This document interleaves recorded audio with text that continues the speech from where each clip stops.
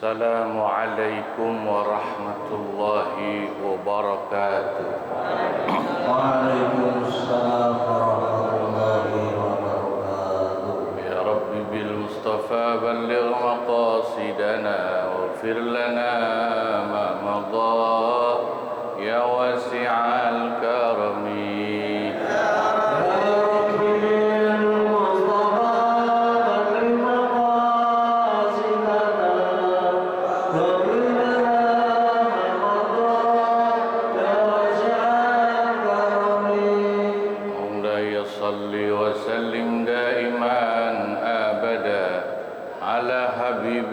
خير الخلق كلهم يا رب بالمصطفى بلغ مقاصدنا واغفر لنا ما مضى يا واسع الكرم.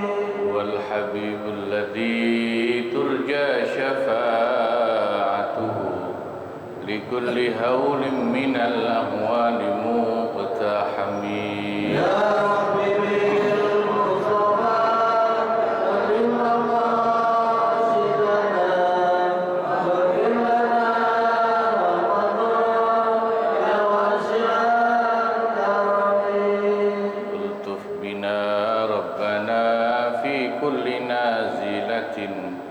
وهب لنا فرجا من فضلك العمم. يا رب بالمصطفى بلغ مقاصدنا واغفر لنا ما مضى يا واسع الكرم. اللهم صل وسلم وبارك عليه وعلى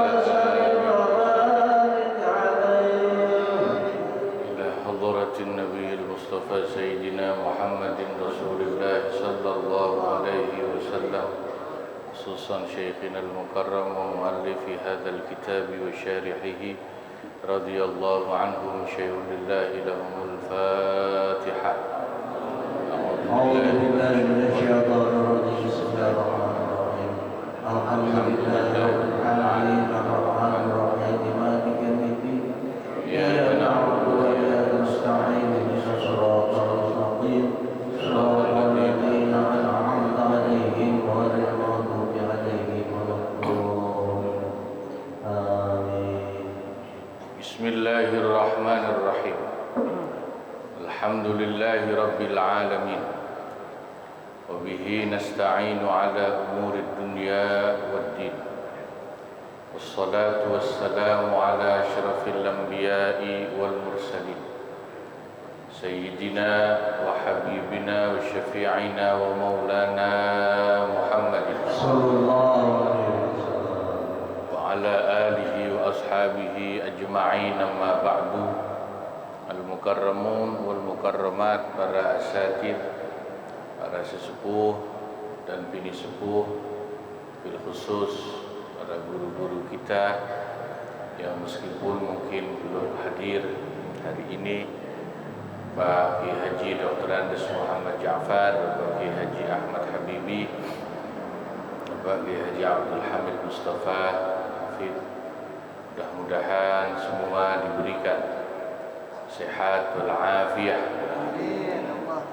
Pengurus Majelis Ta'lim Ukhuwah Islamiyah Bapak Ustaz Haji Muhammad Basrain, juga Bapak Ustaz Haji Muhammad Tahir, serta pengurus Masjid Al-Hidayah Bapak Haji Mal Husain, bapak-bapak, ibu-ibu, para jamaah Majelis Ta'lim Ukhuwah Islamiyah yang dirahmati dan dimuliakan Allah, semoga semua dicatat sebagai ahli surganya Allah.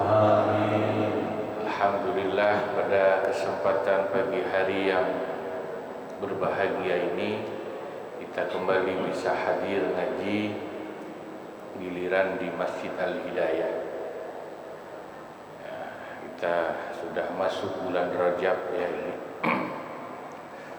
Mudah-mudahan ditambahkan berkahnya, sehatnya, istiqomahnya, rizkinya sama Allah Subhanahu wa ta'ala. Halaman 78 yang bawah ya. Bismillahirrahmanirrahim. Qala al-muallif rahimahullah ta'ala wa adama an-naf'a bihi wa bi barakati 'ulumihi wa bikum fid dharaini amin ya rabbal alamin. Wa la yuqabilu ba'daha ay ba'du khisalil kafa'ah. Sebagian segi kafa'ah itu tidak bisa ditutup dengan biba'din sebagian segi kafa'ah yang lain, ay min tilkal khisali, yakni dari segi-segi kafa'ah yang lainnya. Kafa'ah itu kemarin sudah kita bahas, keseimbangan.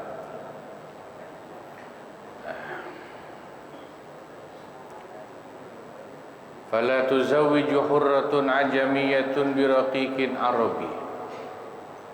Maka wanita yang merdeka tapi bukan orang Arab, ajamiyah itu tidak bisa seimbang, tidak bisa dinikahkan karena tidak dianggap seimbang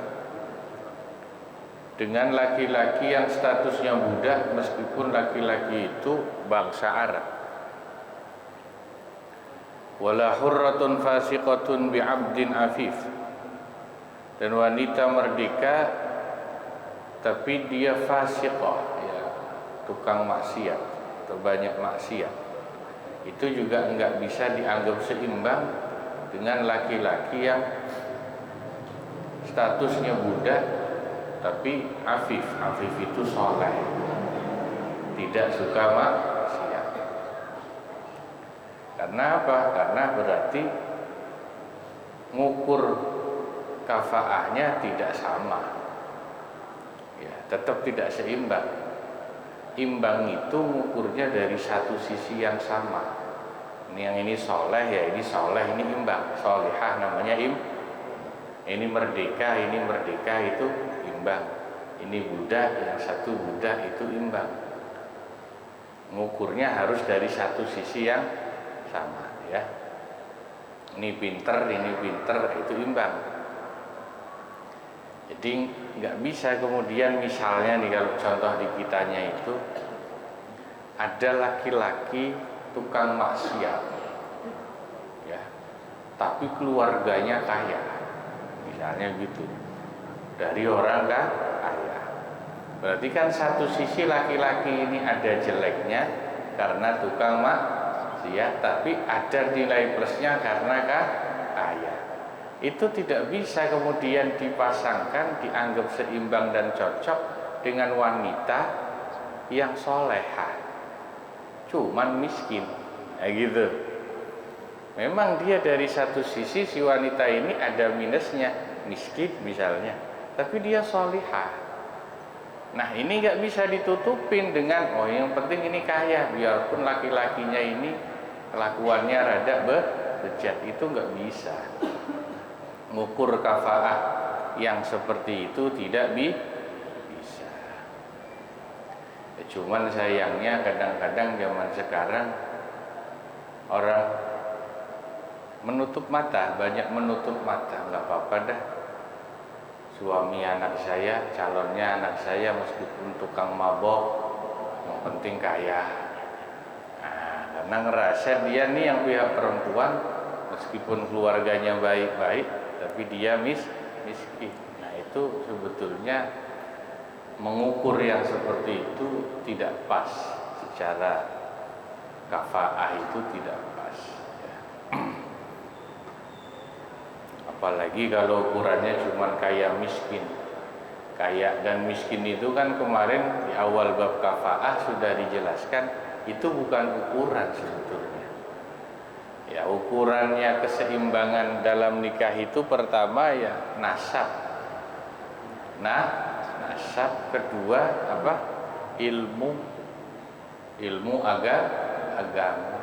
Nasabnya orang baik-baik sama nasabnya orang ilmunya agama bagus ketemu dengan yang ilmu agamanya bagus.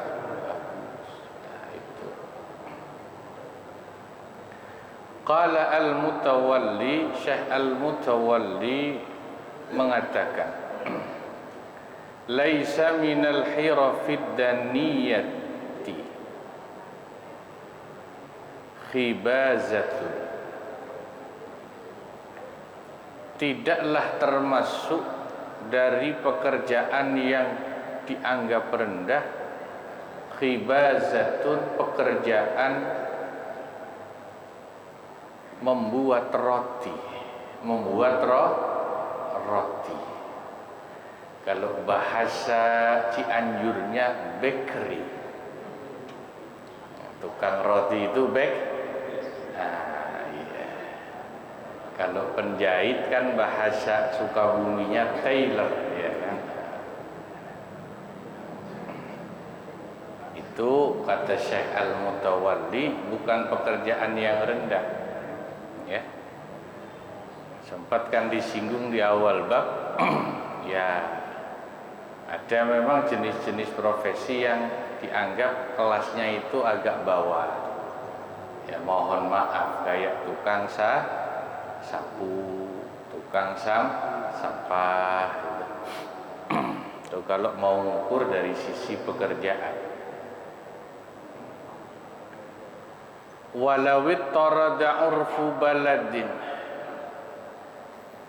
apabila uruf itu kebiasaan,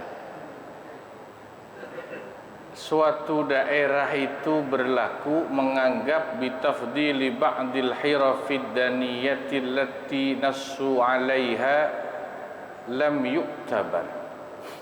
Apabila di satu daerah berlaku anggapan bahwa pekerjaan yang dianggap rendah menurut nasnya para ulama, maka anggapan di daerah itu tidaklah bisa diterima, tidak dianggap maksudnya. Ya.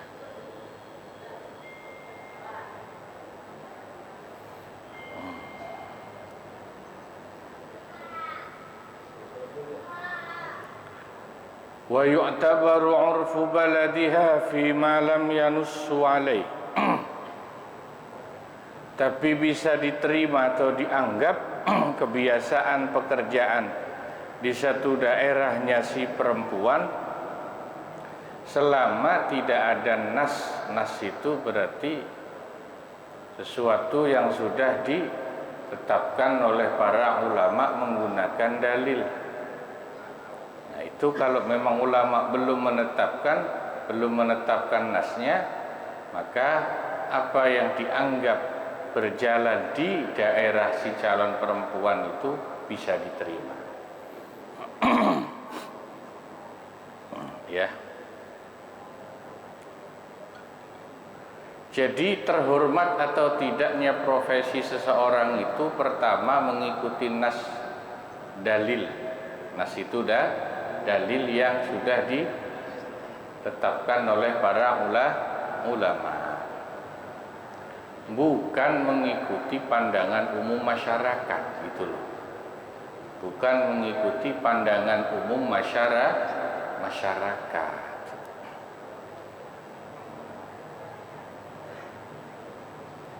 Misal nih, mohon maaf. Ini cuma contoh ya, cuma misal. Ada orang profesinya nyanyi. Nyanyi itu apa berarti? Biduan ya, biduan. Baik laki-laki atau perempuan. Itu menurut nas misalnya itu dengan mencari uang. Nyanyi, apalagi kalau misalnya biduannya itu mohon maaf ya, sampai terbuka auratnya, sampai goyang-goyang ya, sampai terima saweran ya. Itu kan secara nas itu pekerjaan yang kurang terhormat ya.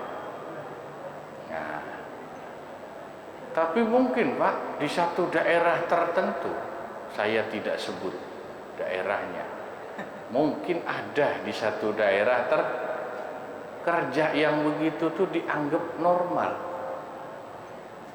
Jadi biduan goyang-goyang terima saweran itu dianggap bahkan digemari.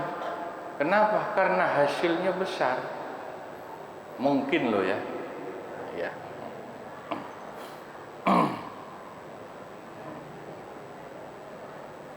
Ya contoh kayak gini aja dah. Buat orang Jakarta mulung barang bekas itu mungkin dianggap profesi yang ya kurang terhormat ya kan. Tapi buat sebagian masyarakat tertentu di dari daerah tertentu, saya juga nggak perlu sebut daerahnya ya, tapi insya Allah sampean tahu, itu justru profesi yang menjanjikan. Kita aja yang nggak tahu, hasilnya gede itu Pak. Ngumpulin aqua bekas, kardus besi bekas, apalagi besinya bekas rel kereta. Mantep itu duitnya Pak, jangan salah. Nah itu ukuran yang subjektif kayak gitu tuh ya. Maka yang jadi patokan itu bukan menurut siapa masyarakat dari mana, tapi menurut agama. Kalau menurut agama itu pekerjaan yang kurang terhormat ya, karena misalnya seperti biduan itu kan resiko dosanya besar. Ya sudah, itu patokannya gitu. Nah, ya.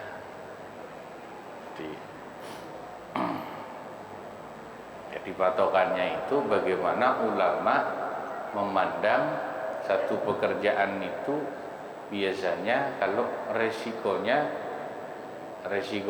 maksiatnya besar, itu dianggap ya kurang terhormat lah, kayak biduan. Itu Pak. Ya. Tes ya.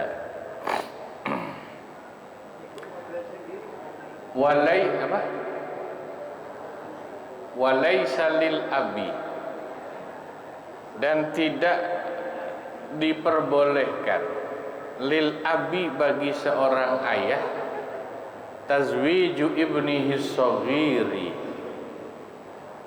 menikahkan anak laki-lakinya yang masih kecil, berarti belum dewasa, amatan, kepada seorang budak perempuan. Ya. Budak perempuan itu kan statusnya secara kafaah kan rendah ya, karena dia statusnya budak, bukan wanita merdeka.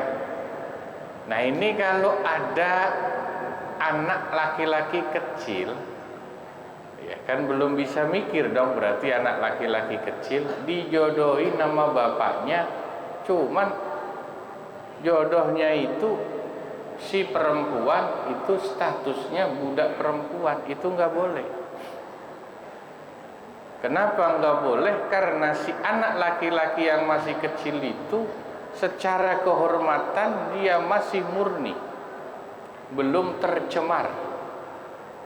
Maka di sini kemudian diberikan alasan, dalam istilah fikih nanti disebut illatul hukmi. Alasannya itu li'annahu ma'munul anati, karena sesungguhnya anak kecil yang belum dewasa itu terpelihara, insya Allah masih terjaga dari kemungkinan berbuat zina, dari kemungkinan berbuat ya kan, insya Allah kalau anak laki-laki masih bocah, insya Allah kan belum ngerti zina. Beda sama yang sudah besar. Kalau laki-laki sudah dewasa, ya resiko berzina kan sudah besar.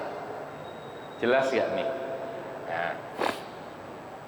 Nah, karena sudah ada kemungkinan tercemar perbuatan dosa zina, maka seseorang itu jatuh harga dirinya. nilai jualnya, bahasa ekonominya nilai. Maka karena kalau sudah jatuh ya tidak mahal lagi, tidak bisa minta standar calon istri pasangan yang tinggi, kira-kira begitu alasannya. Tapi kalau seseorang itu terjaga dari kemungkinan berzina, dia masih murni. Karena masih murni, insya Allah nilai jualnya tinggi, karena kehormatannya tinggi. Itu harus dicarikan pasangan yang standarnya juga tinggi.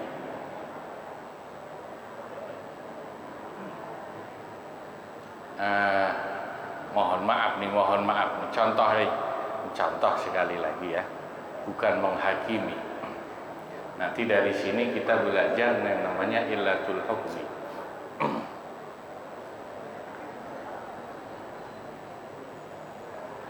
Kalau ada laki-laki ya, anak muda itu hari-hari nongkrongnya di kafe, kita tidak menghakimi dia udah pasti zina nih kalau di kafe. Kita nggak menghakimi begitu. Tapi kalau tiap malam nongkrongnya di kafe, itu kemungkinan dosa zinanya kan lebih besar. Sama anak muda yang tiap malam nongkrongnya di masjid. Ya kira-kira gitu kan ya.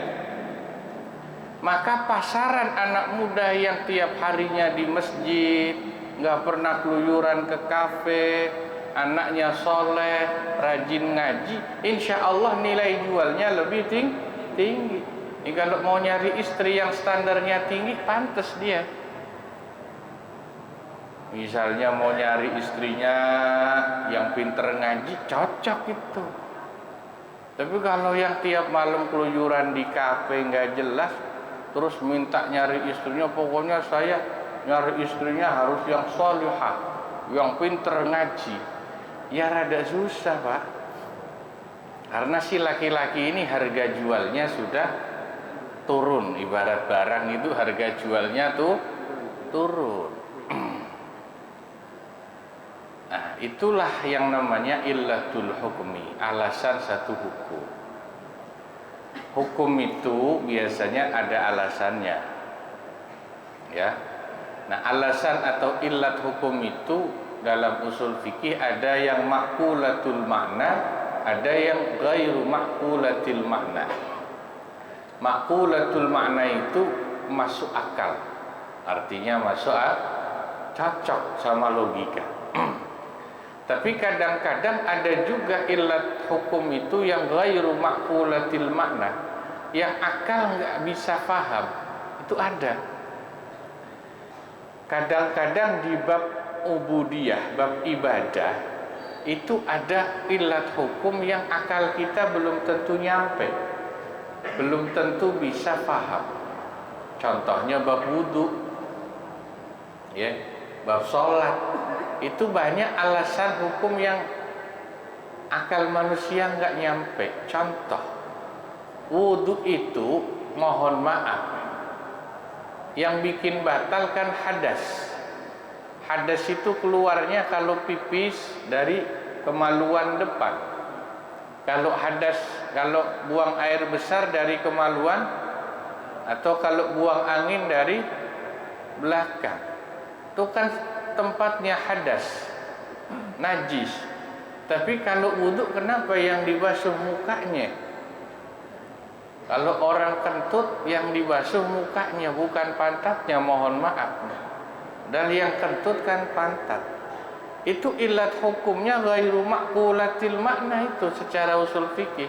Akal kita nggak nyampe. Di bahasa gampangnya emang dari sononya Allah nyuruhnya begitu. Udah susah. Nah, itu soal ibadah begitu.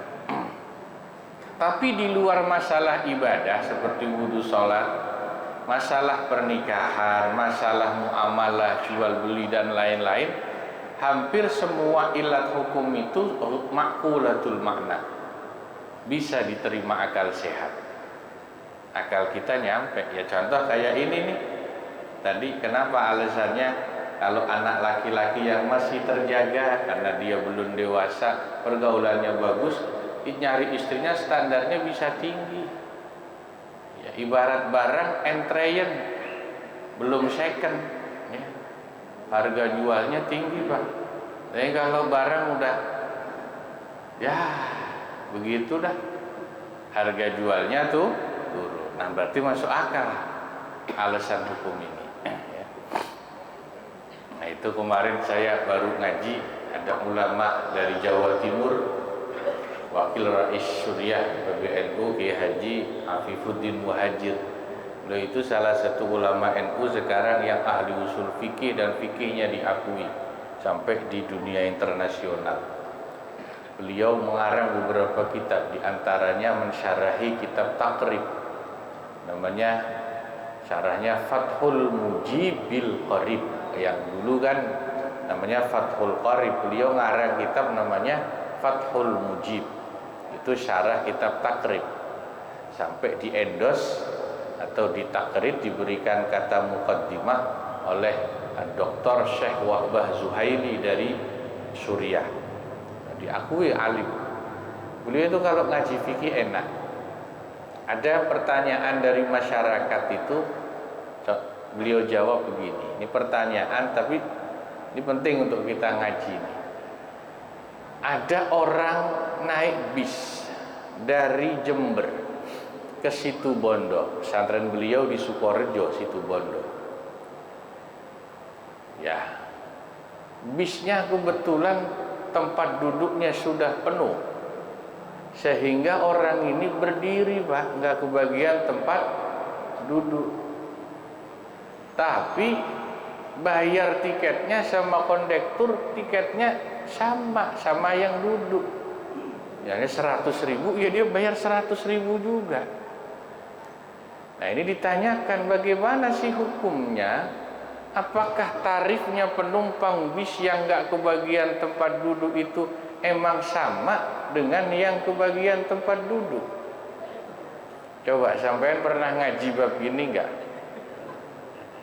Nah ini beliau jawab dengan jawaban yang sangat masuk akal dan mudah dicerna. Sebelum beliau jawab, beliau jelaskan dulu, naik bis itu akadnya akad apa dalam fikih? Itu beliau jelaskan. Itu namanya akad ijarah, sewa jasa. Ya, sewa barang, ijarah itu sewa, bisa barang, bisa tenaga manusia.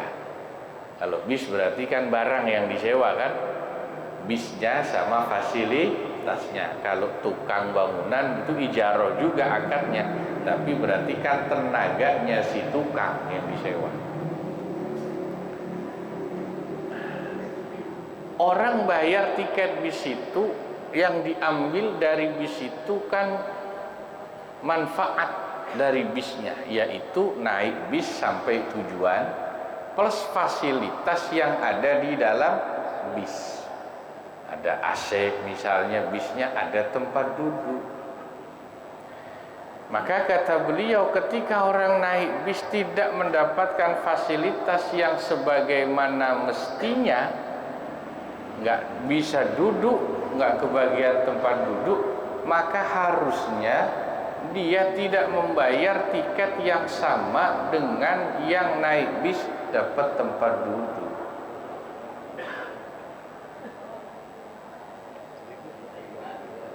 Gitu. Jadi hukumnya naik bis yang berdiri nggak dapat tempat duduk dengan yang duduk tarifnya beda ijarahnya, karena fasilitasnya beda. Cobalah kira-kira sampean dari Jakarta ke Purwokerto naik bis berdiri, yang duduk di bis itu bayarnya 150.000, sampean yang nggak kebagian kursi bayarnya 150.000 juga, sampean mau apa enggak kira-kira? Hah? Enggak mau. Kecuali, tapi ya ini ilmu fikih, Itu alasannya kenapa tarifnya nggak sama, kecuali kalau penumpangnya ridho. Ridho, tahu ridho ya? Ikhlas lah bahasa gampangnya.